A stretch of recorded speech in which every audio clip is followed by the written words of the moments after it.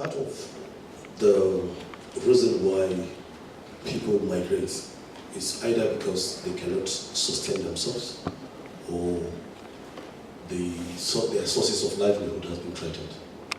And specifically, I gave example yesterday when we were having this discussion on the Lake Chad, where quite a number of people had to depend on the Lake Chad because their livelihood depended on the fishing industry and the value chain around the Lake Chad.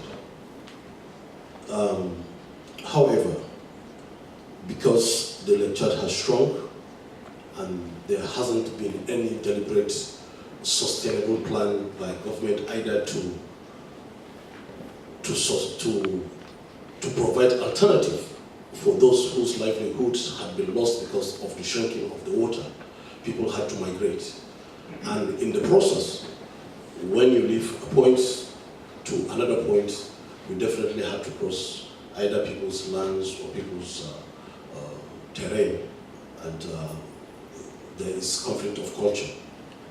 Government, particularly in Nigeria now, had through the Green Great Wall Sahara project, which is an AU project, have embarked on trying to create and sustain livelihood, particularly in the northern fringes, 11 of those states where desertification has become very prevalent. And one of the actions is one, they want to regenerate agricultural activity through irrigation. Then two, they want to also provide alternative sources of energy for those people who are likely to migrate from those affected areas and migrating southwards.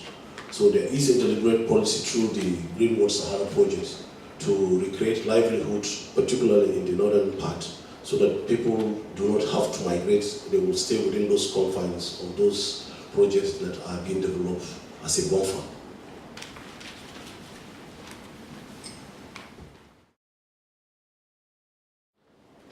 So until recently, virtually all the power system are owned by government, until recently when the power reform came into being, and right now almost everything has been privatized except the transmission company, which is fully owned by government but privately managed by Manitoba. However, because to explore under the law, to explore renewable energy that are from hydropower, you still have to get license from the regulator, which is the Nigerian Electricity Regulatory Commission. That had put some kind of constraint because they said if you have to produce anything above 1 megawatts, you have to obtain license.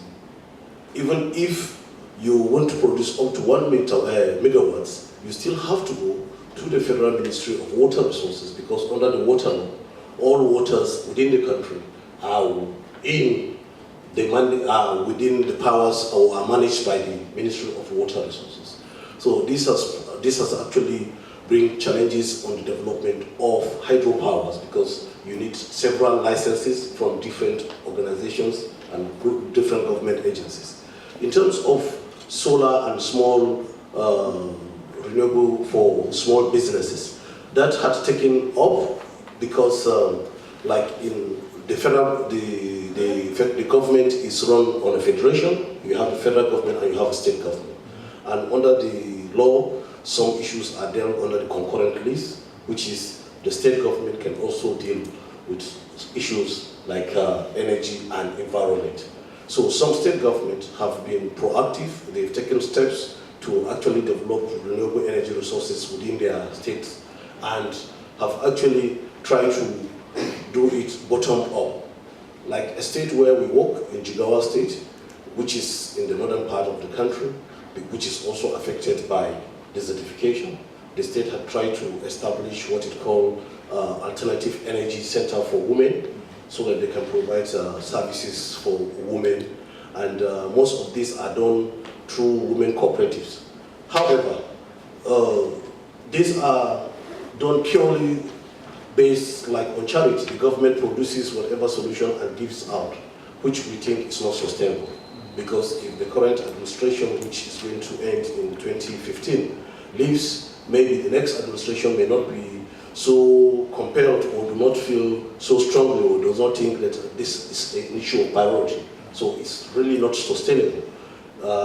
However, because the renewable energy policy had not been implemented or has not been adopted formally, that becomes a challenge. Under the renewable energy policy, there is specific rules for government, for private sector, for NGO, and for communities. However, that has not been passed as law yet, so that remains a challenge. But hopefully, if that comes in, it will probably provide an inclusion for all different segments of the society.